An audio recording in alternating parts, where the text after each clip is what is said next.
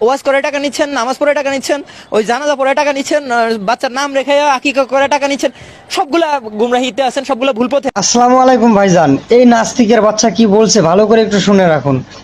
সে বলছে হুজুরেরা নাকি ওয়াজ করে টাকা নেয়, নামাজ পড়িয়ে টাকা নেয়, মানুষের বাড়িতে দোয়া করে টাকা নেয়। আচ্ছা, হুজুরেরা যদি ওয়াজ করে টাকা না নিত, নামাজ পড়িয়ে না টাকা নিত, আজান দিয়ে না টাকা নিত, মানুষের বাড়িতে দোয়া করে টাকা না নিত, তাহলে হুজুরের বাচ্চা বিবি বাচ্চাদেরকে খাওয়াতো কে? আপনার বাবা এসে না আপনি এসে? একজন মুসল্লি যিনি নামাজ পড়তে আসেন, আরেকজন যিনি নামাজ পড়াইতে আসেন, তার কি সময় বেশি লাগে না কম লাগে? জি ভাইয়া, বুঝতে পারছি। একজন মুসল্লিরও যে সময় লাগে, একজন ইমাম সাহেবেরও সেই সময় লাগে। তারপরে কি বলবেন একটু বলেন, আমি শুনি। মুসল্লি যদি কাজ কাজ করে আসতে পারেন, কাজ করতে পারেন, তাহলে একজন ইমাম তিনি কেন নামাজ পড়াইতে পারবেন না? ভাই, ওনার কথাটা কি বলতে চাচ্ছে উনি? উনি যা বলতে চাচ্ছে আপনারা কি বুঝতে পারছেন? হ্যাঁ, আমি বুঝেছি, আপনাদেরকে বলছি। উনি বলছেন যে একজন মুসল্লিরও নামাজ পড়তে যে সময় লাগে, একজন ইমাম সাহেবেরও নামাজ পড়তে সে সময় লাগে। হ্যাঁ, আমি বুঝতে পারলাম, দুইজনারই একই সময় লাগে নামাজ পড়তে। উনি এটা বোঝাতে চাচ্ছে যে যে মুসল্লি যদি কাজ করে এসে নামাজ পড়তে পারে, তো একজন ইমাম সাহেব কি হয়েছে, সে কাজ করে এসে কি নামাজ পড়াইতে পারে না? তো বুঝতে পারলাম, একজন ইমাম সাহেব কাজ করে এসে নামাজ পড়াতে পারে না। আরে ভাই, মসজিদে সবার আগে আসতে হয়, এসে মসজিদ ঝাড়ু দিতে হয়। মসজিদে তোমরা আসবে বলে মসজিদে ফ্যান চালাতে হয়, এসি চালাতে হয়। তারপরে তোমরা আসো, তোমরা আসার পর নামাজ পড়ো।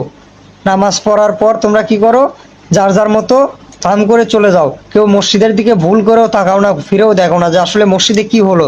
মসজিদের যে লাইটগুলো, ফ্যানগুলো, এসিগুলো চালানো আছে, এই লাইটগুলো, ফ্যানগুলো, এসিগুলো চালানো, এসিগুলো বন্ধ করবে কে? তোমার আব্বা এসে না তুমি এসে? তো এখানে তাদেরকে এই মসজিদের লাইটগুলো, ফ্যানগুলো, এসিগুলো বন্ধ করে চলে যেতে হয়। আলেমরা জানেন, আলেমরা বুঝেন, ঠিক আছে, কিন্তু দুই প্রকার আলেম। সব কিছুই বুঝে না বোঝার ভান করো, ঠিক না?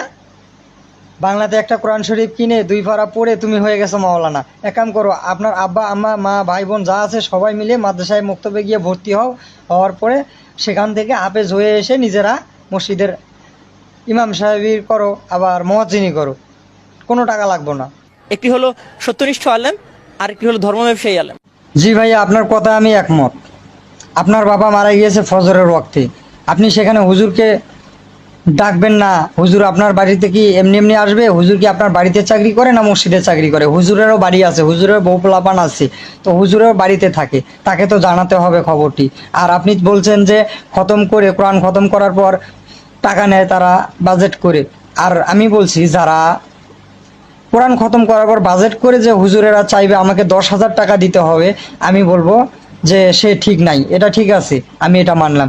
আবার তুমি তোমার বাড়িতে হুজুরকে ডাকলে, কোরআন খতম করে নিলে, দোয়া করে নিলে, করার পর হুজুরকে তুমি যদি মন খুশি করে 5,000, 6,000, 10,000, 3,000 যা পারো দিতে পারো, তাহলে ঠিক আছে।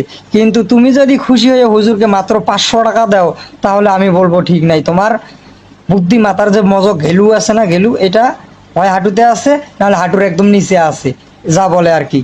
হুজুরেরও ফ্যামিলি আছে, তারও সঠিক একটা পারিশ্রমিক দিতে হয়। যদি তুমি তাকে সঠিক পারিশ্রমিক দাও খুশি হয়ে, তাহলে ঠিক আছে। কিন্তু তুমি যদি তাকে 500 টাকা দাও, 400 টাকা দাও, দিয়ে বলো হুজুর ধর্ম ব্যবসায়ী, হুজুর ধর্ম নিয়ে ব্যবসা করে, তাহলে ভাই হবে না। এটা কোন ধরনের কথা? 2 পারা বাংলা কোরআন শরীফ একটা কিনে হয়ে গেছে তুমি আলেম, ঠিক না? ভালো হতে পয়সা লাগে না, ভালো হয়ে যাও, সব ঠিক হয়ে যাবে। নিজের মনটাকে ঠিক করো, নিজে ঠিক হও, তাহলেই সব ঠিক, দুনিয়া ঠিক হয়ে যাবে। যদি শোনেন যে বাজারে কোথাও মিয়া খলিফা আসবে, সানি লিওন আসবে, বড় বড় তারকারা আসবে, সেখানকার কথা শুনলে ঠিকই তো পকেট থেকে দাম করে 5,000 টাকা বার করে দেন যে আমি 5,000 টাকা দিলাম এখানে। কখনো কি হিসাব করে দেখেছেন হুজুরেরা আপনাদের জন্য কত দোয়া করে? হুজুরেরা সর্বদাই তা দোয়া করে থাকে যে আল্লাহ, আমি যে মহল্লায় আছি এখানকার সকলের আসমানি বালা, জমিনি বালা, গায়েবী বালা, যে কোনো বালা মুসিবত থেকে আপনাদেরকে যেন সবসময় হেফাজত করে আল্লাহ, সেভাবেই দোয়া করে থাকে এই হুজুরেরা। আপনার মতো আমার এই বাংলা কোরআন শরীফ কিনে পড়ে আলেম হওয়ার মতো যোগ্যতা এখনো হয়নি। আপনার এই যে অনেক হাদিসের ব্যাখ্যা দেওয়ার ক্ষমতা আছে, যোগ্যতা আছে, আমার তেমন কোনো কোরআন হাদিসের ব্যাখ্যা দেওয়ার ক্ষমতা, যোগ্যতা আমার নেই। আমার শুধু আছে মস্তিষ্ক, আমার আছে ব্রেন। এই মস্তিষ্কটা খাটাতে হবে ভাই। মস্তিষ্কটা খাটিয়ে একটু দেখেন, তাহলে বুঝতে পারবেন আসলে কি রকম কষ্ট করে হুজুরেরা। হুজুরেরা ফজরের ওয়াক্তে সবার আগে এসে আধা ঘন্টা আগে এসে মসজিদ ঝাড়ু দিয়ে মসজিদে পরিষ্কার করে হুজুরেরা আজান দেয়। আজান শেষে যখন সকলে নামাজে আসে, নামাজ পড়ে সকলে চলে যায়। যাওয়ার পর হুজুরেরা লাইট, ফ্যান, এসি যা আছে সব বন্ধ করে হুজুরেরা মসজিদ থেকে বেরিয়ে যায়। আবার জুম্মার নামাজ হলে তো কোনো কথাই নেই। জুম্মার নামাজে মসজিদের পাটি পুটি যা আছে সব ঝেড়ে মুছে সুন্দর করে পারতে হয়, বিছাতে হয়।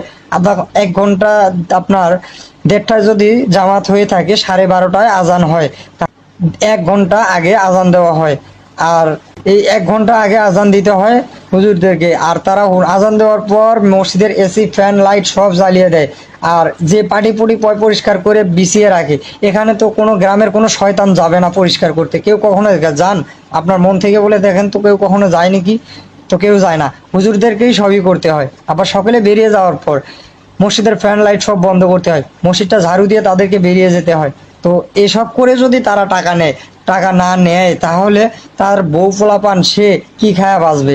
তাদেরকে কি খাওয়াবে? আপনার আব্বা এসে, না আপনি এসে, না আপনার ভাই গিয়ে?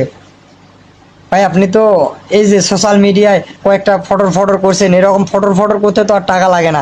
নিজের মুখ আছে বললেই হয়, বলতেই পারি, বললেই হবে না।